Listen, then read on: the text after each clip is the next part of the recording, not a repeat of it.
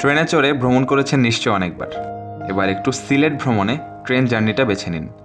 ট্রেনের জানালা দিয়ে বাইরের প্রকৃতি দেখা, নতুন নতুন স্টেশন আর মানুষ দেখা, এগুলো তো নতুন কিছু নয়। তবে এ যাত্রায় আপনার ভ্রমণ গল্পে এক নতুন মাত্রা যোগ করতে পারে সিলেটের অপরূপ সৌন্দর্য। উঁচু উঁচু পাহাড়ের মাঝে আঁকাবাঁকা রেললাইনের উপর দিয়ে ছুটে চলা রেলগাড়ি, লাউয়াছড়া জাতীয় উদ্যান এবং ট্রেন থেকেই দেখা মিলবে চা বাগান, যা আপনার ভ্রমণকে করে তুলবে অনেক স্পেশাল। আমার আজকের এই ভ্রমণ গল্প শেয়ার করতে যাচ্ছি আপনাদের সাথে, যার শুরুটা হয়েছিল সিলেট স্টেশন থেকে।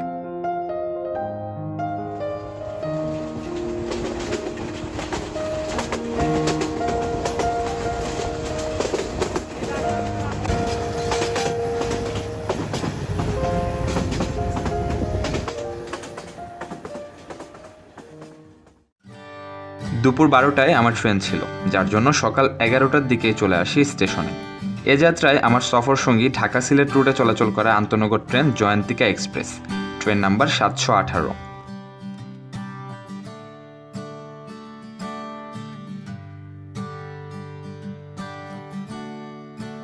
স্টেশনে ঢুকতেই দেখতে পাচ্ছি আমার ট্রেন দাঁড়িয়ে আছে 1 নম্বর প্ল্যাটফর্মের সাথেই।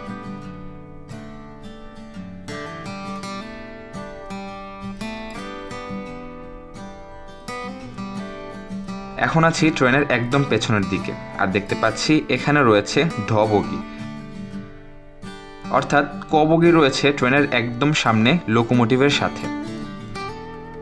ট্রেন ছাড়তে এখনো বেশ কিছুটা সময় বাকি আছে। চলুন এই রোদ ঝলমলে আলোতে ট্রেনের বাইরের সাইডটা একবার দেখে নিই।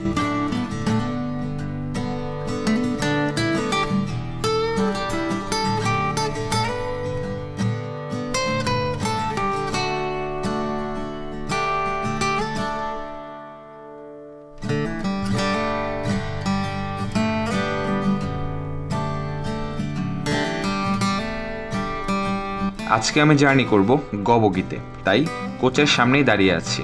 ঠিক 12টায় হুইসেল দিয়ে 12টা 1 মিনিটে আমাদের ট্রেন সিলেট থেকে ছেড়ে দিল।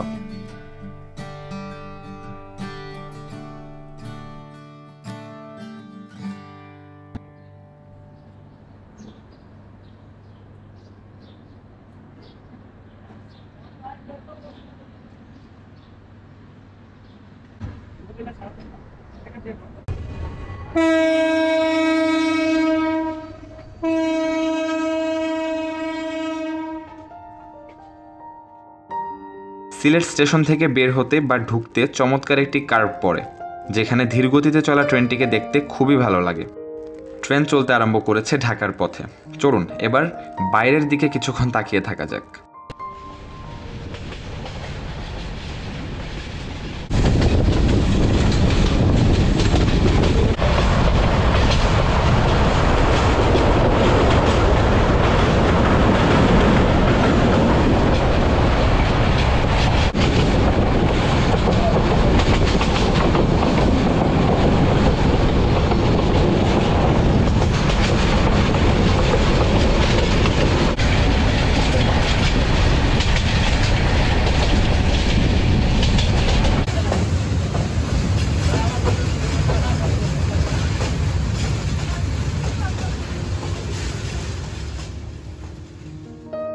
দুপুর 12টায় সিলেট স্টেশন থেকে ছেড়ে এখন 1:30 মিনিটে আমাদের ট্রেন এসে পৌঁছালো কুলাউড়া জংশনে। এখানে ট্রেন কিছুক্ষণ যাত্রা বিরতি করবে, তারপর আবারও ছুটে চলবে ঢাকার দিকে।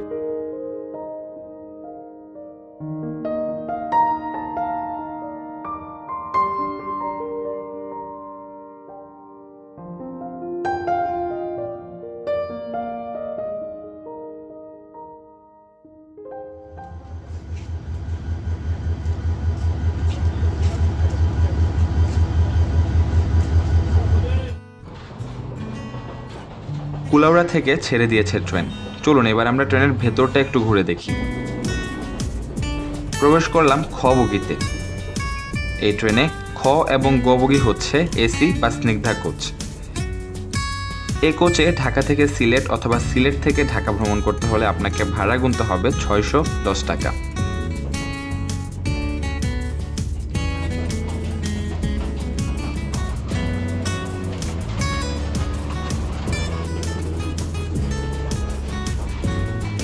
তারপরের ঘবগিটি হচ্ছে এসি কেবিন। এই কোচের সিঙ্গেল এবং ডাবল কেবিনগুলোতে যথাক্রমে বসতে পারে 3 জন এবং 6 জন, যার জন্য জনপ্রতি ভাড়া দিতে হবে 736 টাকা।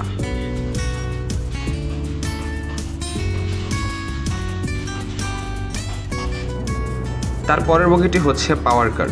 এখান থেকেই পুরো ট্রেনে পাওয়ার সাপ্লাই করে থাকে।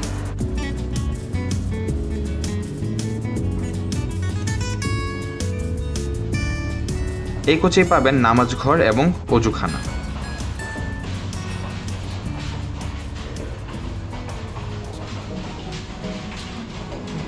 তারপরের চ থেকে ঢ পর্যন্ত সবগুলো বগি নন এসি বা শোভন চেয়ার।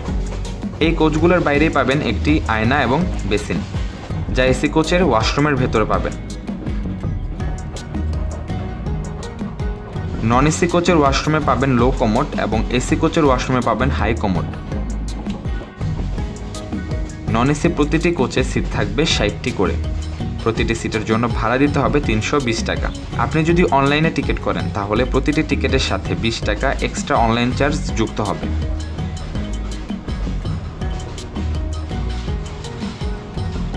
বলে রাখা ভালো, ট্রেনের শুরুতে এবং শেষে অর্থাৎ ক এবং ঢ বগি দুটো হচ্ছে খাবার গাড়ি।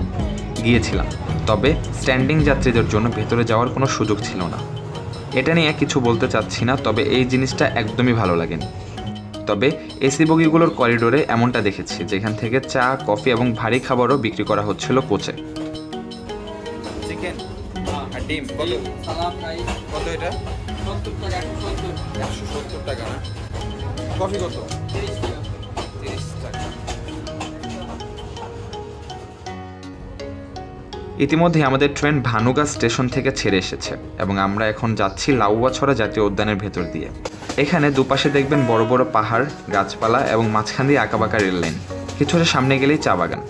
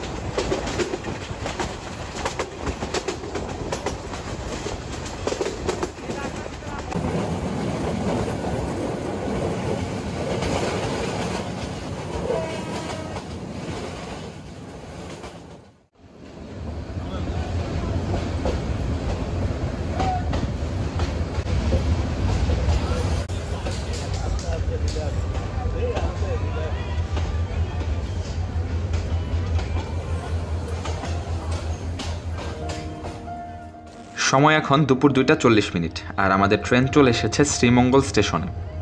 এখানে বেশ কিছুক্ষণ দাঁড়াতে হবে। চট্টগ্রাম সিলেটের মধ্যে চলাচল করা পাহাড়িকা এক্সপ্রেস আসছে। ট্রেনটি আসলে আমাদের ট্রেন ছাড়বে।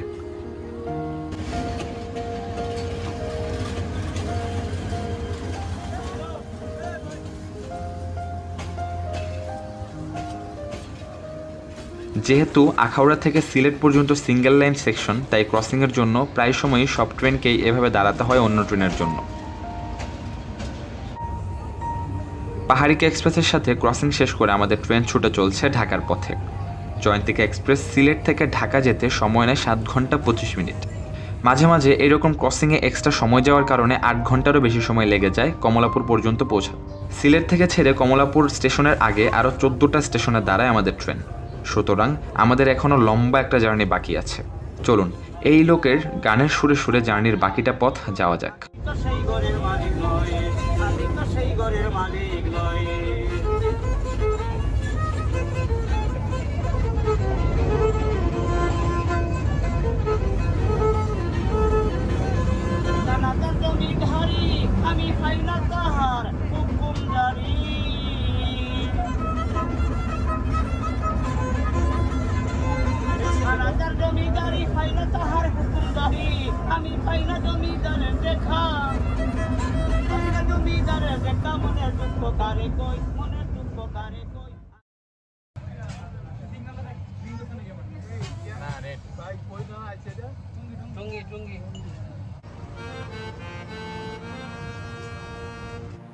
আমাদের ট্রেন আশুগঞ্জ স্টেশন থেকে ছাড়ার পর কথা ছিল একদম বিমানবন্দর গিয়ে দাঁড়াবে।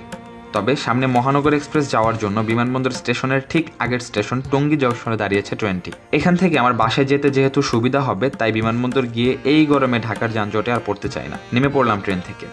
আজকের ভিডিওটিও এ পর্যন্তই ছিল। আশা করব ভিডিওটি আপনাদের কাছে ভালো লেগেছে।